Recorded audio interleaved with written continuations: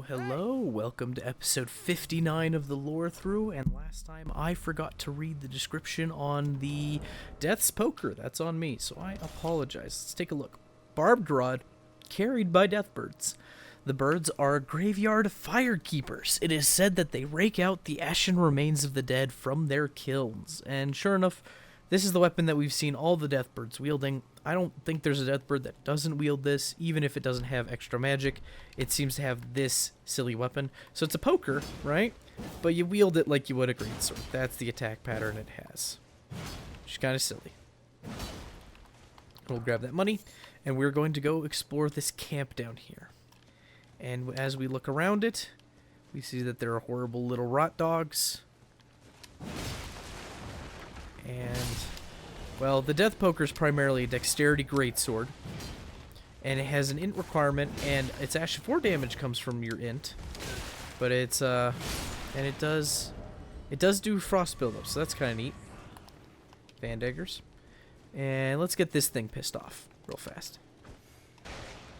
That did good damage. And if we hit him with the Ash of War, if I can angle it, oh, he went over it.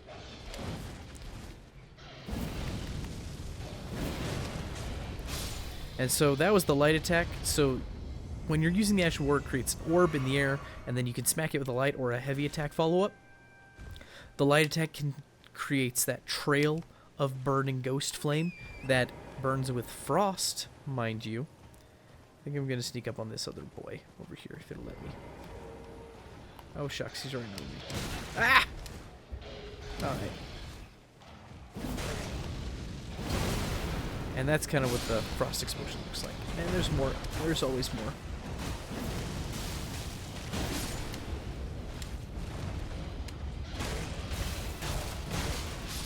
But the frost lingers, and it did considerable damage. Probably thanks to our intelligence, which is, well, at 35, which isn't too shabby. And then I also upgraded the meteoric ore blade, so we can kind of see what that feels like. Its damage is pretty good. It's got 451. And to put that in perspective, our fiery greatsword, which is a huge weapon, right? Pretty good scaling, especially with strength, has 563, right? So only 110 difference, and it's a katana. It's so much faster, and it has bleed. So it actually has, in terms of its stats, it is a really good weapon. But we get closer to the camp, and we see them all. It looks like there's a coordinated attack that we happen upon. And they start fighting amongst themselves. It's kind of interesting. This is actually the perfect time that if you just want to sneak through, you can. They will be busy on each other. I kind of recommend it because the grace is important, and it's nice to have checkpoints. You can go back and join the fight after the fact if you so choose. Here we start to see some of the Red Mane camp. We see their banners, their insignias on the tents. We have Red Mane Castle over there, which is where the festival's taking place. If we want to rush the castle, I believe we can head straight there. And thanks to us talking to Blythe or Alexander, depending on how you've played your game so far, you can do exactly that. I'm going to climb this ladder over here and loot the stuff at the top. I believe we have an angry archer up here. Is he going to come down here? Oh, jeez. Let's finish getting up there.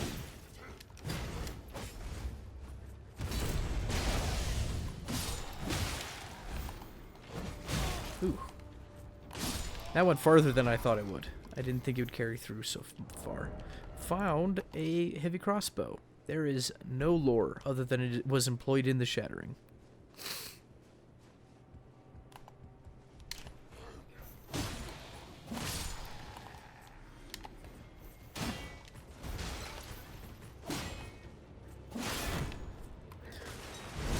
Give his shield a good slew of top-heavy attacks, and just give him the old chop. And it comes out surprisingly fast. Then again, it's a katana, so it shouldn't have a particularly slow heavy. And we find in the Arrow Sting Talisman, which is the other half of the Arrow's Reach Talisman. They don't have lore other than carried by hunters of beasts and carried by soldiers long ago. This one specifically raises the attack of arrows and bows, and the other one just increases the range. There's nothing on at the top of this siege tower. Sometimes they're open, though. They have hinges. We'll see others that are open. That'll be kind of neat. So we can come down here. Looks like the fighting is starting to die down. It looks like it's gotten all over the place, which is interesting. Given the way the dogs charge, it doesn't surprise me. And here, up here, we hear a beetle. You may not be able to hear it, dear viewer, but I can hear it. And I'm going to get this beetle.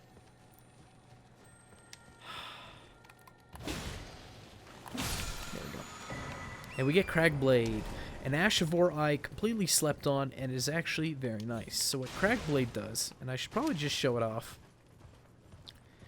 is it applies... Yeah, I guess I'll just rest here. Why not? Ashes of War. Find the weapon that we don't care too much about. Yeah, we'll do the broadsword. Why not? And I'll put that on it later. Square off so I don't forget. We could even make it cold infused if we wanted to. Why not?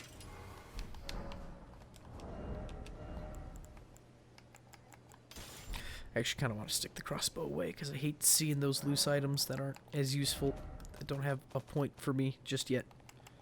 There we go. So the broadsword, and this one is specifically a cold infused one, right? Meaning it scales mostly with strength, but does use our intelligence a little bit. Its damage isn't too bad, 363, kind of showing again how mean. Oh dear. What rude fellows. That's not what I wanted. I wanted this bad boy.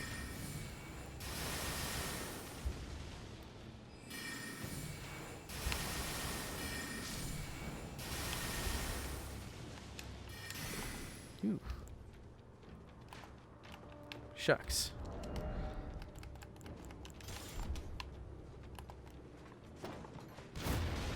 Ah! So close. There we go. Now we won't have him pestering us any longer. But the Cragblade, if we two-hand the broadsword, it does 386, and the katana does 451. If we add a couple points of strength on there. Yeah, 459, 393. Not too bad, but it's split damage for both of them, so that is worth noting. And the Cragblade will add damage to it. Yeah, goes to 430, and Cragblade doesn't just add damage and make it your weapon look like rock candy, it also increases the amount of poise damage your weapon does. I don't know how much, I should definitely look that up, but it does increase the poise damage, so if you have a weapon that needs just a little more poise damage for PvP, Cragblade can be a great choice. I think it's been nerfed. It used to be then it got buffed, I think, and then it got nerfed again. I could be wrong on that one. Maybe it just got nerfed after people noticed it. But it does considerable poise damage, which is nice. The Star Scourge Conflict. Radon alone holds Celia secure and stands tall to shatter the stars. So that's pretty cool. Not a whole lot of stone swords here, so maybe a smaller event, but holding the stars sounds momentous. Perhaps it was constructed during an era when they couldn't afford so many swords all over the place like they could with the fight between Radon and Melania. Okay. So I would like to show off the usage of the Cragblade Broadsword and how much poise damage it does, so let's give it a go. So damage is nothing to laugh at, it's pretty useful. Oh! I guess it doesn't show off the poise damage. That's on me. But it did kill that guy pretty fast, and it looked cool. That looked really cool. But yeah. Give it the chance to do more damage. Especially as a paired weapon.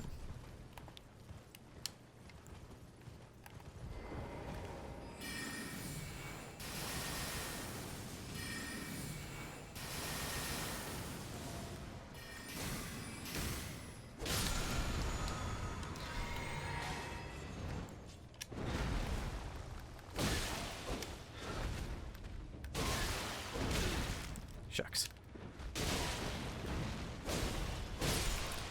Paired swords is still high damage. Perhaps we couldn't see how much poise damage it was doing. because they're doing light attacks. It feels a little more noticeable on bigger weapons that already do big poise damage, but I feel like it gets a lot of its bonus for putting it on low poise damaging weapons to give it a little extra oomph in terms of stumbling stuff. Though it does add damage to your weapon, it seems most noticeable in PvP, where players don't have as crazy a poise values as PvE can have. Alright. So here we find ourselves in, not the Cathedral Dragon Communion, the Caelid Catacomb. And if I remember this dungeon in particular, this is one of the more worthless dungeons. I think we're good on the undead question for now. I don't think we're going to find another Deathbird for a little bit, so I think I'm good to put the pots away and reclaim my other pots. There we go. Kind of want to start using those up. Kind of funny. I didn't realize I had fetid pots put away. Alright. We'll use the Meteoric Ore Blade just a little bit more. I'm not the biggest fan of katanas. Just the way the attack pattern is, it just is beyond me for the most part. Oh, we do have Starlight. I thought we had unequipped it. Looks like we unequipped Cannon of Haima instead. Wow, I wonder how many times people have been going, you already have Starlight, just use that. And I should, even though it costs mana. It's cool. Right, okay, so this is one of those rot dungeons. So not really worth fighting anything here.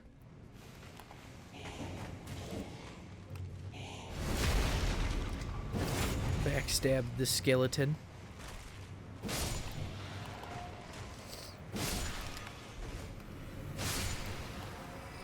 And the Miranda flowers, these ones move quite a bit, which is kind of funny as far as flowers go. Not that it's funny for flowers, it's strange that they move so much. Okay. Grave Violet. Probably more undead. Down here, Illusory Wall. And stuff to grab Miranda Sprout Ashes. I will try to remember that. Big old flower. Honestly, you can ignore it. It's not like it drops anything good. Get the Glovewort. Illusory Wall. Because normally you get to the end there and you can't open it. But when you get to the dungeon wall, just turn around. And that's where the Illusory Wall is hiding the lever. I hope that made sense. That sounded weird in my own head. And I said it weird too, so... very strange. Okay. Let's see how the Meteoric Ore Blade works. I don't even remember what the boss of this dungeon is. Oh, it's none of these boys.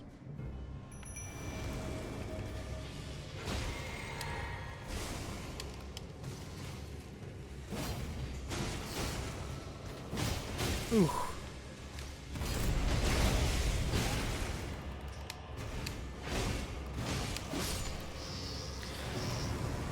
Can't believe I had one of those just smack me over and over so badly in a previous episode. Just, I think it killed me like 2 or 3 times. Maybe that was the enemy. Maybe it was a different fight, actually. But I feel like one of those things gave me way more trouble than it should have. They have relatively low health. It is a DPS rush, but if you pace it just a smidge, you do okay. You'll do fine. It feels like a DPS race, but that's probably the wrong way to go about it. That's probably the trap, honestly. Okay, so we have 2 sets of ashes to read from. So we have the Miranda Sprout Ashes, spirits of sweet little Miranda flowers, carnivorous blossoms that feed upon human flesh.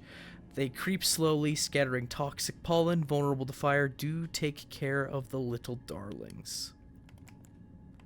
So, seems interesting. But we know Miranda Sprouts and Miranda flowers are man-eaters. They're carnivorous plants, which is mighty alarming, to say the least, right? And then we get the Kindred of Rot Ashes as well. This spirit takes the form of a crawling pest, a chitinous body making a dry rustling sound, gross, gross, gross, attacks enemies by secreting sticky threads. The Kindred of Rot are the servants of the Goddess of Rot, servants that have been forsaken. Well, who is the Goddess of Rot? Well, if we remember in the story trailer, when Melania was losing her fight against Radon, even lost her arm, she caused a sort of bloom, that big orange flower, and we seem to be seeing signs of it all over Caelid.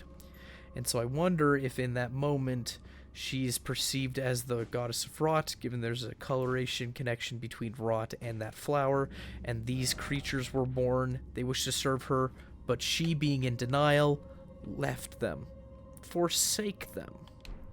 And she's in the right. She should forsake them. Horrible, creepy mongrels. No purpose here. Okay. Alright. I think we are good to head through the Celia Gateway. So let's head this way.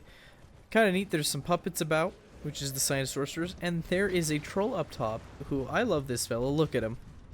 He pulls up a big old pot, and he just yeets it. And it's a magic pot, to say the least.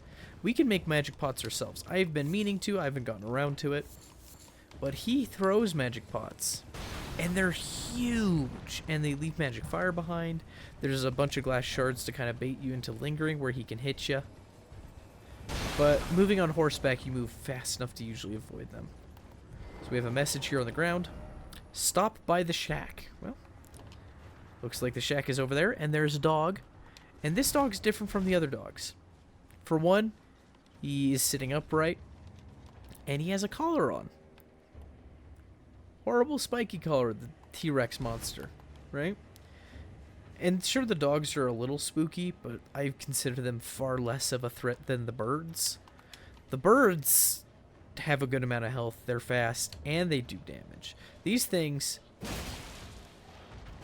I don't know, I feel like if you get the jump on them, they're not too bad. But that thing is hostile on sight when you get close. But it seemed to be guarding the shack, and inside is a man wearing the sage's outfit, which we recognize the sage's outfit, and we will read its description now. Pointed burgundy hood, attire of the wise sages who were deemed heretical, evidence that the wearer was driven from town. I think they all more or less say that same thing. Yeah. So it seems he was driven from town, and to be fair, the town's up here, and we seem to be just outside of it. But it's interesting because we're still between two of the gates. So he wasn't driven that far out of town. If this was his home, maybe the end of the world has given him free reign of this little structure. So let's see what he has to say. Oh, a pleasure to see you. A pleasure indeed. I am Gari, a great sage. In my day, anyway. I'd hoped to ask a favor when one of your ilk came along. A strapping young tarnished, able to cross the scarlet swamp of Aeonia. Don't fret, I'll provide fine recompense. Should you accept, I will teach you the secret of Celia, the town you see there. So he promises to teach us the secrets of Celia. And we, being Sieghelm, the foreman, or perhaps former foreman, we look for power in terms of sorcery. Not because we're power hungry, but because we want to learn, we want to know more, and we've been unfortunately kind of shut down across our journey. We got to Liurnia and it was a bit of a disappointment. Though we learned sorceries and we got better, it didn't feel so formal. Selen was willing to teach us in as much as we brought her sorceries, but she seems like a poor sort to cavort with. So here we see Gowry. We know he's a heretic of some kind, but he says he'll teach us the secrets of Celia, and we know Celia is a town of sorcery, so we will accept. Ah, then you are willing to lend a hand, are you? I need your help to heal a certain young girl. Seems like a noble cause. Her name is Millicent. You will find her beyond Celia, resting at the church atop the cliff, stricken by the rotting sickness. So, not only is he willing to pay us handsomely, but we are doing a good deed. So it seems. So let's talk with them again. The rotting sickness that afflicts Millicent has no cure. When the Erd Tree flourished, even the demigods could not stave off its effects, despite their nigh godhood. But Millicent's suffering can be ameliorated. For this, you are to find a certain needle. Seek the deep, scarlet swamp of Aeonia outside Celia's bounds. The needle, made from unalloyed gold, is lost somewhere there. So he knows that the needle is there, but he seems to not be able to get it on his own for some reason.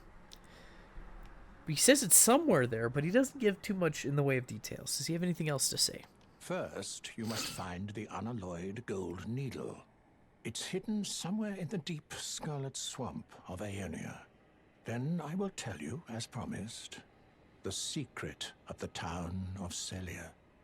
Alright, so we need to do that first. So let's get down to it. Yeah, he's wearing the sage set. I don't think there's anything else worth pointing out. If we look at his face, see if we can. He has these little marks in his flesh, and he's got these faded eyes. He almost seems sickly himself. Doesn't seem quite right. And even his posture is a little odd. Hands out towards us, but he's sitting in a chair. And almost like he's exhausted or tired. I do find the shape of the hood fascinating, though. And we'll try to pay attention to that, though I have a feeling it might be a good amount of episodes before we figure out why the hood is shaped like that. There is a reason, I think. Not hard proof, speculation, but I think it's interesting nonetheless. Okay. So from here, we can either go into the town of Celia, town of sorcery, but he said he would tell us its secrets, so let's do essentially his quest. So we come out here, and there's a huge beetle, a mana beetle. We don't need to kill him right now, but it's kind of cute that he's there. And let's look over here. There should be a grace for us to rest at, which will be nice.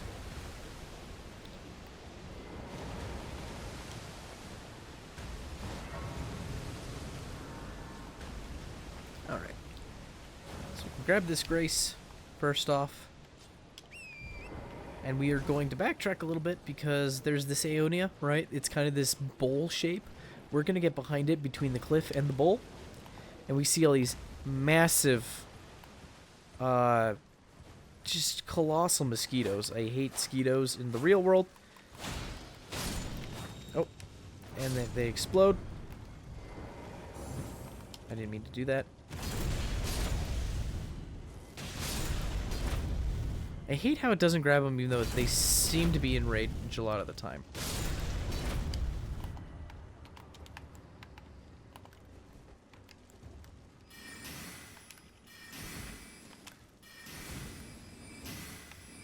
Even when they're huge, they're hard to hit. I hate that.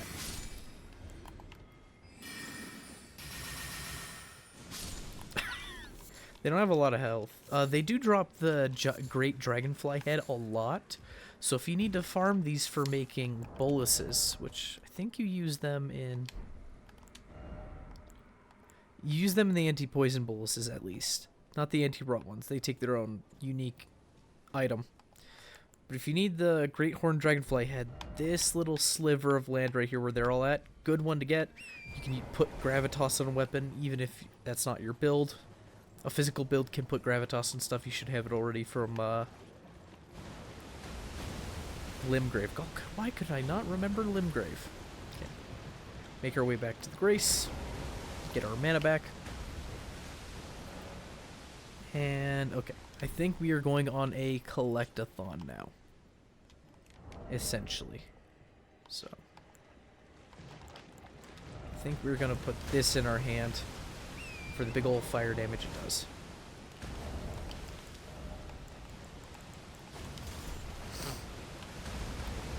Though I think I want to two-hand it for the damage buff. There we go. Alright.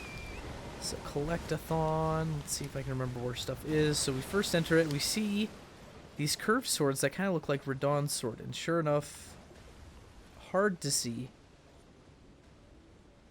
The handguard kind of looks like a line. We also see Omen Cleavers, which is funny because I don't know if we ever see any Omen here.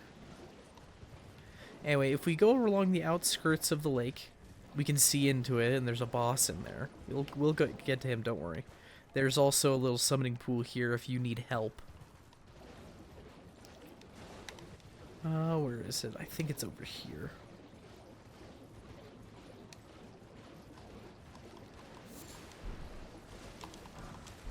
Oh, and here we see a Clean Rot Knight.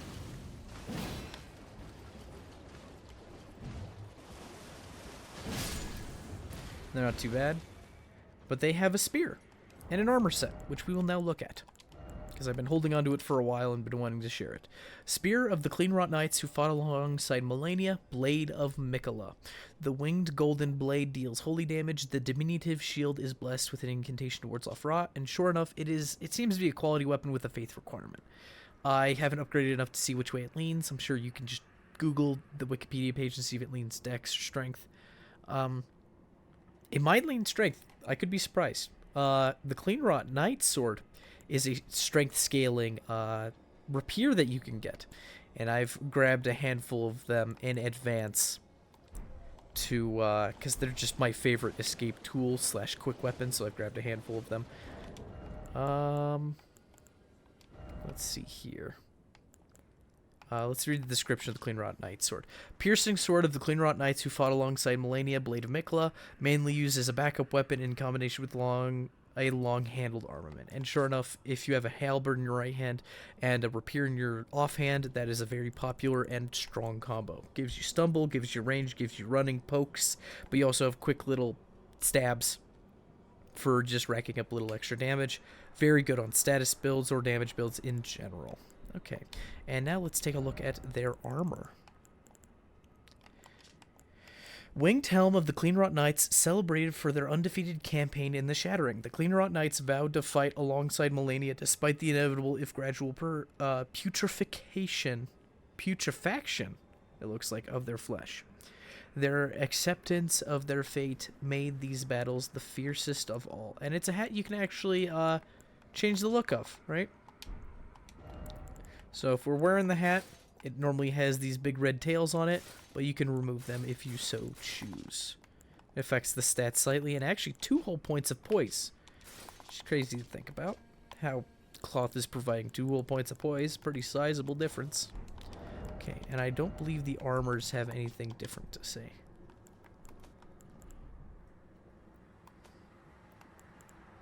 Nope. They all say more or less the same thing. Halo sight. Did I grab one of those? Oh, shucks. Well, maybe we'll get lucky. I knew I forgot something. So, we'll go around looting the place and killing Clean Rot Knights.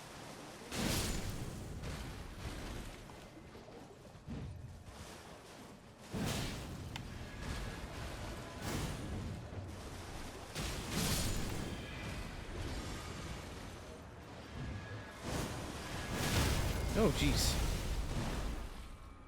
Don't want to roll in the muck if I can help it. Haha.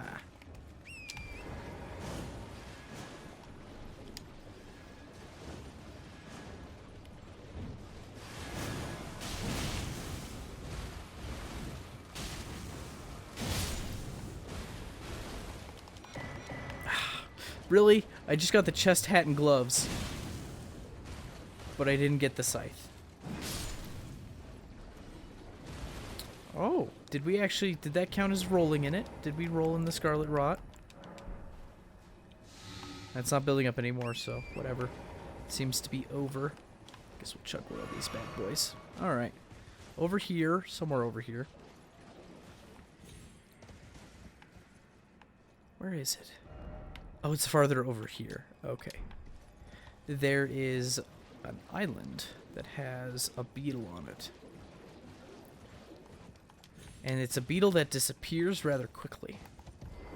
Yep, that's the one. This might be slightly stronger. Yep, that worked just fine. And we get Poisonous Mist. Of all of the... Well, actually, there might only be 2 that come to mind. Of the 2 Poison Ashes of War that are coming to my mind presently, Poisonous Mist is far superior. In fact, I would call it good, while the other one is pretty meh. It's good because it's just like Chilling Mist, if you recall, and Chilling Mist is this one, where you imbue your weapon with frost and do a frost cloud and a slash all at once. And then, you know, the weapon buff persists. It's the same thing, but poison flavored. So a very good pick nonetheless. And I recommend throwing it on a heavy thrusting sword, like the Great Epee. And even if you don't have points in Arcane or even Dexter Strength, if you have just enough to wield it, put it on there, because it's something you can swap to and chase down foes.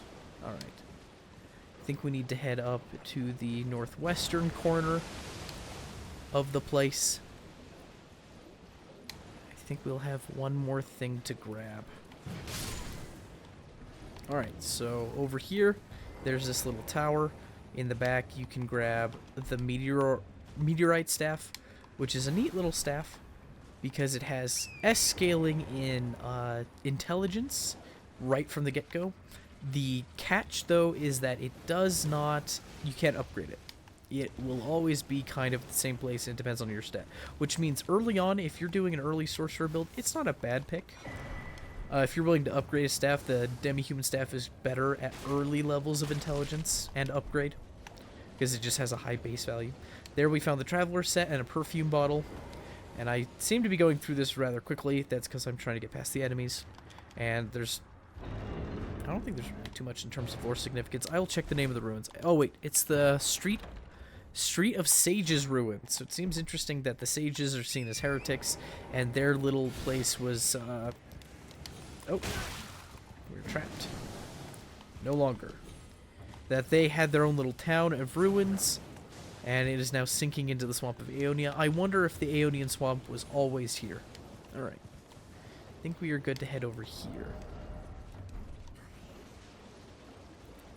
Essentially. Okay.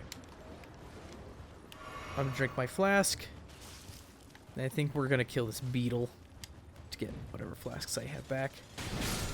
Oh, that did really well. Surprisingly well. Huh. There's a Stake America here. Well, I'm here.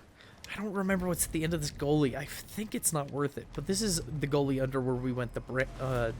This is the goalie, or chasm, ravine. And we are under the branch we took to get to that little dungeon. The abandoned cave. Here is one of those graven masses of wizards and a hunk of glintstone and a level 5 somberstone. Okay, so that's worth it. Level 5 somberstone's pretty good. It's kind of your upper limit for what we've explored in the game so far as somber weapons are concerned. These are just ruined fragments I shouldn't be wasting time on. What does that message say? I want to go home. It's kind of funny how it has so many appraisals. Yeah, 3,400 people said I want to go home when they're in that little gully. That's funny. Odd, but funny. Okay. Now, before I forget, let's read some item descriptions. So, first off, meteorite staff. Staff embedded with a dark purple glintstone said to be the fragment of a meteorite. Boasts high sorcery scaling, boosts gravity sorceries as well. However, this staff cannot be strengthened in any way. Maybe it's beyond human ken. Kind of funny. But it's a very simple staff with just a hunk of purple glintstone on it. It still has that momentous power. And sure enough, it has 181 sorcery scaling. And we're getting 180 from the demi-human staff. So I think we finally hit that threshold where it is better. It might not be if we continue to upgrade the demi-human staff, though. So we'll keep them both. But I think I'm going to upgrade to it. It's a heavy staff. It weighs 4.5. Demi-human staff weighs 3. It's heavy as far as staffs go. I think there's a staff that even weighs 2, so definitely heavy as far as staffs go. Alright. Oh god, this episode's been going long. Alright, I have one more item to grab and then I'll cut the episode there. Just as so you have the complete grab everything important route in Aeonia before we have to fight the boss, that is. So over here by this land squirt on the northeastern edge of the lake, we see this beetle going round and round. And it looks like it's about to make its rounds over here, actually. Yeah, it's probably about to turn around. So I kind of want to line up this attack. Let's see if I can do it. Oh, shoot. Oh, no! Oh, I've forgotten all the places he goes. Oh, shucks. No! I guess I could try to chase him. That's kind of the fun of it, right? Except for you have no idea where he's going to go, essentially.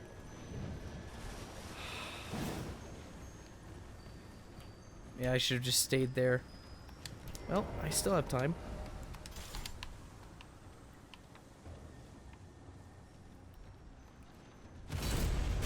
There we go. Thanks, Gravitas. Poison armament. So, it's an incantation. Really low requirement. Here it is. Enchants armament held in right hand with poison. This incantation can be cast while in motion. Those who dwell within poison know rot all too well. The death that begets life that comes to all equally. That is to say, this is the cycle of rebirth put into practice. Same description as the poisoned mist. So I think it's a pretty good one. It takes only 10 faith, which is very modest, and you basically have access to greases. As many greases as you could ever want. Okay. Alright. Oh, there's an item over here. What's this? Ah, Rune Arc. Not missed out on a whole lot. Alright. So that is kind of the little loop I like to take when looting the Aeonia. Oh, wait. I didn't read, like, the armor descriptions. We'll do that at the Grace. I almost forgot. Did I forget anything else? Ashes of War don't tend to have descriptions that are worth a whole lot, but I will take a look at Poisonous Mist anyways. Yeah. Usable on melee armaments for the most part. Whips, fists, and claws accepted. The Poison Mothflight only works on small and medium swords, which kind of makes it bad. That includes daggers, for some reason. So, yeah, it's... If you put it on, like, a curved sword, I guess, is kind of your best bet. Even then, it's just kind of eh. Poisonous Mist, though, fantastic. Everyone should be using it, even on wizard builds. If you have enough dex and strength for, like, the Great Epee, just throw that on there with Poison Infusion. You can buff it with extra poison. It'll have poison innately thanks to the infusion, and you can poison people in 2 or 3 pokes really easily. Even ghost hits while they're rolling. Sacred Ring of Light. Sacred Ring of Light, skill used by the commanders of the Cleanrot Knights. So we did see them using that. Gather a Sacred Ring of Light in the armament, then fire it forwards. Can be fired in rapid succession. Usable on pole arms and spears, but not great spears. Yeah, that sounds about right. Okay. And the armor set that we just got. Alright. Hat of a traveling perfumer of no renown. An associate of a healer, he is said to be in search of new aromatics and flower gardens in hopes of treating misbegotten omen and all those seen as impure. So pretty noble intentions. Though it says he's of no renown. Thick front apron, a badge of a perfumer, has been replaced with a more simple one made from soft leather. And the pants and the gloves say the same thing as the hat. Okay, I will get the Halo Scythe for next time. I thank you for joining me, episode 50, where we'll figure out what that boss is in the Scarlet Aeonia and put him down. Thank you for joining me, and I'll see you next time. Bye-bye.